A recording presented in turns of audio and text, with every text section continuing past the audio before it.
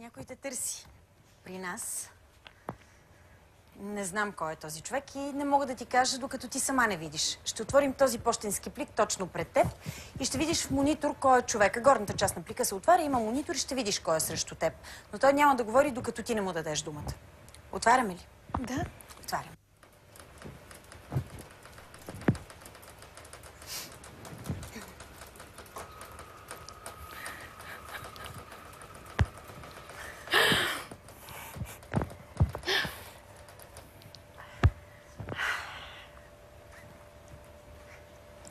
Кой е това? На мама Слънцето.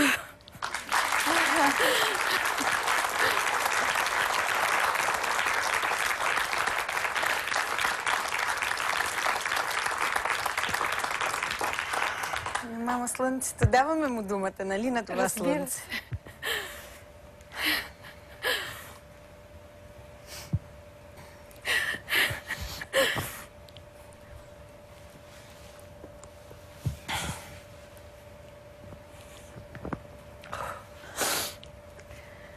Майко, здравей. Здравей. Малко рано със сълзите почна. И това е, че не мога да ги контролирам. Обадих се на Гала и я помолих да те покани. Защото много неща не успях да ти кажа. През всичките тези години, в които вие бяхте в чужбина, аз бях по концерти.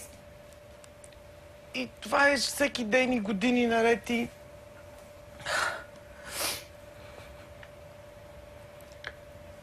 Искам да ти кажа и да ти благодаря за всичко, което си направила за мен.